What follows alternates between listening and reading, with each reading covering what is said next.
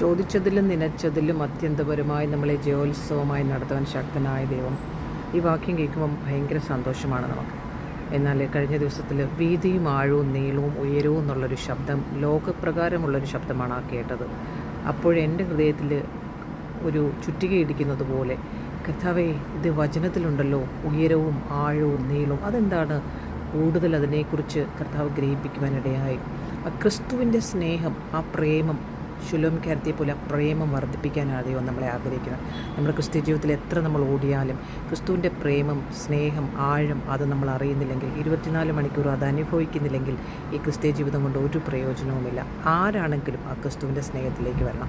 നമ്മളെപ്പോഴും ആഗ്രഹിക്കുന്നത്, ചോദിക്കുന്നതിലും നിനയ്ക്കുന്നതിലും അത്യന്തപരമായി നമ്മെ ജയോത്സവമായി നടത്തുവാൻ ശക്തനായ ദൈവം എന്ന് പറയുമ്പോൾ നമ്മുടെ ഏതെങ്കിലും ഭൗതികമായ ആവശ്യങ്ങളായിരിക്കും നമ്മൾ പറയുന്നത്. ഒരു എക്സാമ്പിൾ പറഞ്ഞാൽ, എൻ്റെ മമ്മി ചെറുപ്പത്തിൽ ഈ ചീര തോരൻ വെഴുക്കുവരട്ടി ഉണ്ടാക്കി തരുമായിരുന്നു. വളരെ ടേസ്റ്റാണ് ചെറുപ്പത്തിൽ അത് ചോറിൻ്റെ കൂടെ കഴിക്കാം.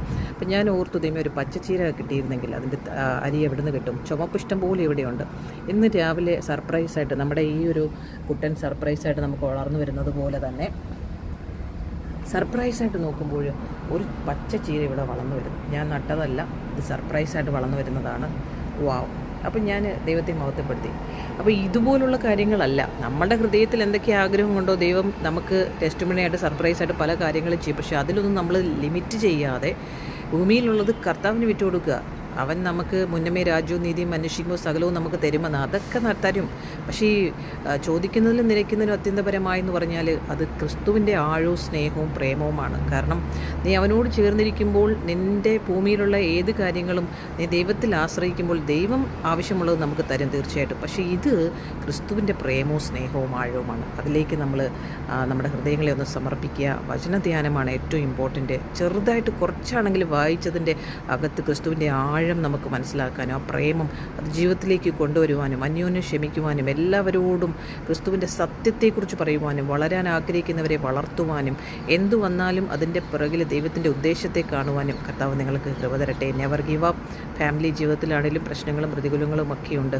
അതിലൊന്നും വീണു പോകാതെ, തളർന്നു കിടക്കാതെ അതിൻ്റെ പുറകിലും, കർത്താവേ, നീ എനിക്ക് തന്ന കൃപയ്ക്കായ സ്തോത്രം, ശക്തിക്കായ സ്തോത്രം, ഞാൻ ജയിക്കുമെന്ന് എപ്പോഴും പറയണം. നിങ്ങളുടെ തലമേൽ കൈവച്ചിട്ട് പറയണം, ഞാൻ ജയാളിയാണ്, ഞാൻ ക്രിസ്തുവിൽ ജയാളിയാണ്. രാവിലെ എഴുന്നേൽക്കുമ്പോഴും നിങ്ങളെ തന്നെ ബ്ലസ് ചെയ്ത് പ്രാർത്ഥിക്കണം. കർത്താവേ, take full control over me എന്ന് പറഞ്ഞിട്ട് നിങ്ങൾ അതിനനുസരിച്ച് നടക്കുകയും വേണം. Okay, never give up. ദൈവം നമുക്ക് തന്ന എല്ലാ കൃപകൾക്കായിട്ട് സ്തോത്രം ചെയ്യണം. Grow in Christ. വചനം ധ്യാനം ആവശ്യമാണ്.